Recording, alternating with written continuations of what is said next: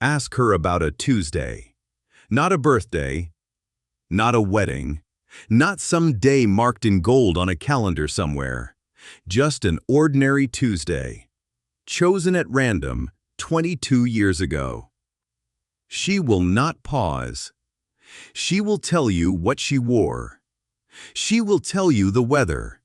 She will tell you what was playing on the radio, what she ate for lunch, and the exact words of an argument she had with her mother that morning. An argument the rest of the world forgot before the sun went down. For most of us, memory is a foggy hallway. We walk down it and most of the doors are locked, painted over, or missing entirely. Ask a stranger what they did on a random Tuesday 22 years ago and you will get silence, or a shrug, or a guess dressed up as a fact.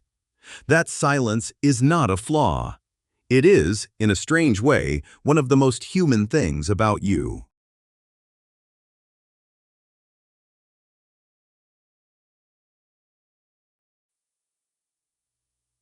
But somewhere on the far edge of that hallway, a door was left open. Permanently. For a small handful of people on this planet, every single day of their life is still standing there, fully lit, waiting to be walked back into, whether they want to enter or not. In 2006, a team of neuroscientists at the University of California published a case study about a woman known only by her initials. She could recite the date of any event in her life, instantly cross-reference it with the day of the week, and describe it in more detail than a diary could ever hold. At first, the researchers assumed she was performing some kind of memorized trick, the way a chess grandmaster memorizes openings. So they tested her the way you would test anyone: word lists, number sequences, memory games. And here is where the story gets strange. She was ordinary, average even. She could not memorize a shopping list any better than you could. Her gift, if that is the right word for it, was not storage. It was something closer to an inability to close a door. Scientists eventually gave the condition a name: hyperthymesia, a total, uncontrollable recall of one's own personal timeline. Fewer than 100 confirmed cases have ever been documented. When researchers scanned the brains of these rare individuals, they found something unexpected in a structure called the caudate nucleus, a region wired into habit and repetition, the same circuitry involved in obsessive, ritualized thinking. Their memory was not simply bigger, it was looping. Word of that first case eventually reached television, and something unexpected happened. Dozens of ordinary people started writing in, certain they had the same ability. Actresses, teachers, accountants, all convinced their memory worked like a browser history that never cleared. Most of them were wrong. Human memory is astonishingly good at feeling certain about things that never happened, and researchers spent years quietly filtering out imposters before confirming a small, real group scattered across the world. And that reframes the entire question. Because on the opposite end of the same spectrum sits one of the most famous patients in the history of neuroscience, a man known publicly only by the initials HM. After surgery removed a piece of his brain to stop violent seizures, he lost the ability to form any new personal memories at all. He would meet the same doctor every single day for decades, and every single day it would be the first time. Two people. Two opposite catastrophes. One trapped, reliving every day forever. Inhoyer presweekabad decide to say that was a Sophetis wonder voice is one unable to keep a single day at all. Between them sits the rest of us, forgetting most of our lives on purpose and never once thanking our brains for the mercy of it. Because forgetting is not a malfunction. It is a design choice, sharpened over hundreds of thousands of years of evolution. A brain that remembered everything would drown under the weight of its own history within a matter of years.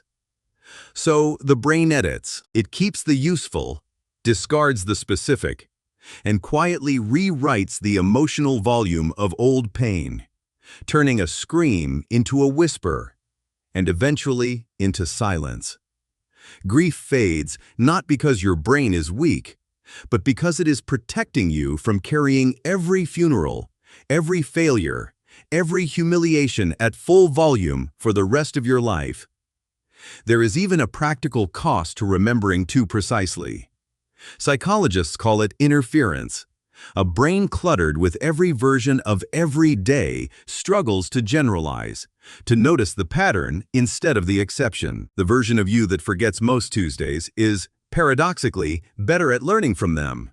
Now zoom out further. Whole societies forget on purpose too.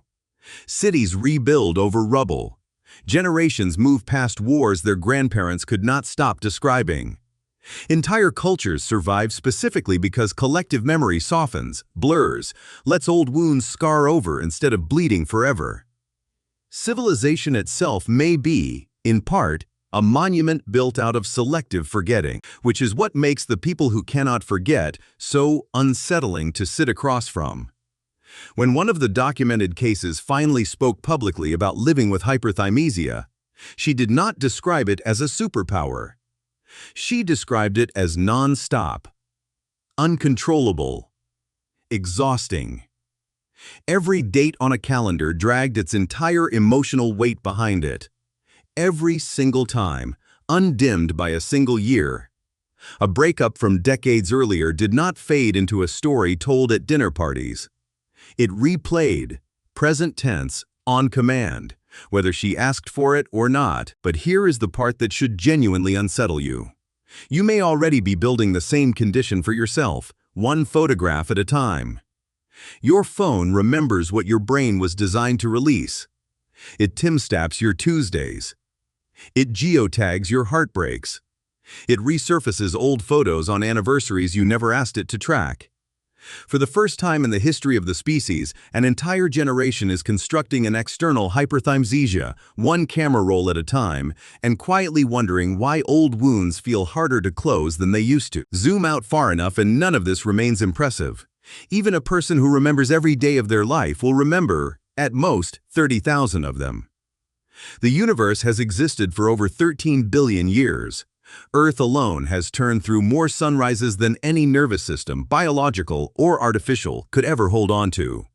Total recall of one human lifetime is still just a single grain of sand insisting it remembers the whole beach. Somewhere on Earth right now, a woman can tell you exactly what the sky looked like on a Tuesday you have already lost.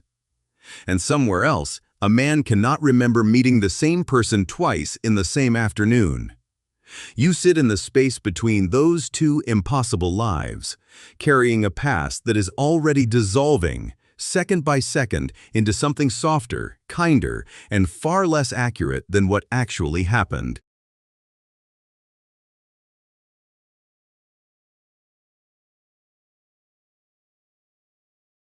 Most people will never think about their own forgetting again after today. They will keep mistaking it for a weakness, instead of recognizing it for what it actually is. The quiet, merciful editing that makes it possible to wake up tomorrow as someone slightly lighter than the person who went to sleep the night before.